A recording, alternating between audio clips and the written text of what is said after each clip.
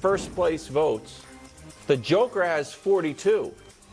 But Embiid has more second place votes. And the way it shakes out, Embiid would win the MVP like this. This leaves a sour taste in my mouth. Brew, you're the official voter on the squad. Who has your vote right now? Right now, and I'm letting this play out because Embiid, I think he'll keep my vote. He has my vote right now, and he'll keep it if he plays these last. And you were not in the straw poll. No, I'm not in the straw poll. I think 100 of the 130, roughly 130 voters are. But I've got Embiid. Here's several reasons. Number one, he's leading the league in scoring for the second straight year at 33 points a game. Nick, you may have mentioned this weeks ago, but the only three centers to ever average 33 or more points a game. Wilt, of course. Kareem once. And Bob McAdoo, who was a center power forward type. And McAdoo last did it in 1975. So think about it. He's doing something that has not been done since 1975. And as far as forget centers, the only players to average more points per game in a season than Embiid this year since 1980 are Jordan, Harden, and Kobe.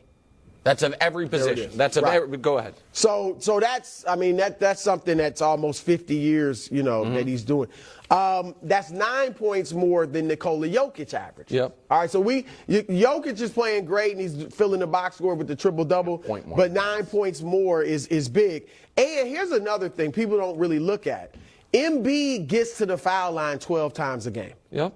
12, and he shoots 86%. So he's making teams pay. Super value. Jokic gets there 6 times a game. That's twice as much as down in the minutia. No, but because it's close. But here's the thing: when I get a team, when I draw fouls, I get them in foul trouble. Yeah. I get Harden to the line more in the bonus. I mean, it just everything changes. That's a big thing. And then defensively, now I know somehow the analytic, the defensive box score plus minus, sixth they would say defensive player ever.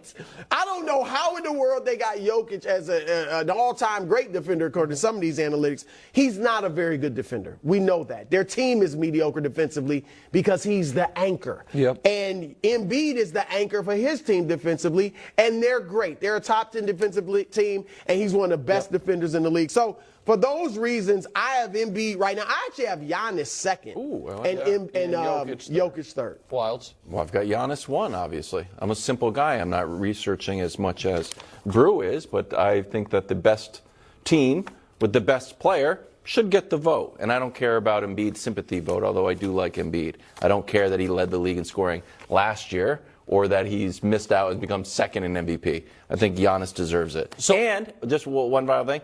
I know it's a hot talking point, and tell me if it bothered you that he skipped that game in Denver. No, it didn't bother me. I actually he destroyed Jokic. He had already destroyed Jokic. He scored 0 the second time. That's correct, but also that is Embiid, in my opinion, to his credit, listening to his team's doctors and not putting his own pursuit of individual accolades in front of it. No, he wasn't afraid of Jokic. He was afraid after he dropped 47 on him in the first. There is a 0% chance that he thought he was going to help his MVP case by not playing in that game. Why not? No. And the doctors didn't want to play, so he didn't play, and I give him credit for that. So you say you don't care about the sympathy part of it, that he hasn't won. When it is this close, you're damn straight I care about the fact that Embiid has not won one, and I think history says I should. And when I say it is this close, I want to show you the three guys, their numbers for the year, and then another full screen that I think will be jarring to the audience. So here is Embiid, Giannis, and Jokic, their numbers for the season. They all rebound at somewhat equivalent rates. Giannis and Jokic are basically identical. Embiid's a touch behind. Jokic, obviously, is the best passer of all of them and has been the most efficient. Giannis and Embiid have carried the much larger scoring load, okay? But here is what is, to me, most galling about how this last 3 years have gone, because Jokic might damn well win a third. So here are their numbers over the last 3 years. And if you look, the scoring, Jokic is in third, rebounding, he's in first, assists, he's in first. But look at those bottom two lines. The bottom two lines, first one is playoff wins, where Jokic has 5, Embiid has 12, Giannis has 21. And then the bottom line is first place MVP votes. Giannis has 10, Embiid has 27, and Jokic has 156. And if he wins for a third straight year, Wilds, when you could argue he has been each of these 3 years worse than each of these other two guys. Right. And it's not like, well, and then he shows up at least in the postseason better than them. No, he does not. His team does not. He does not. His conference finals appearance predates him winning league MVPs. And so I do think for the voters, this is a seminal moment. Are we going to redefine what is and what is not an MVP? I think it is Joel Embiid. But Giannis, at the very least, goes in line with so many MVPs of the past, which is we have a clear-cut best team. Correct. And their best guy, a lot of us believe, is the best player in the league. And I think everyone basically believes the best player in the league. And he hasn't won in the last few years. He should win. I'm totally fine with that. I'm also okay with there is a guy who this year has been just as good as the guy we all agree is the best player in the league. His team is almost as good, and he's come really close in the past, a la Barkley. Right. And you know what? Let's make sure That's he finally gets one. times. That's happened a bunch of times, and I'm fine with it.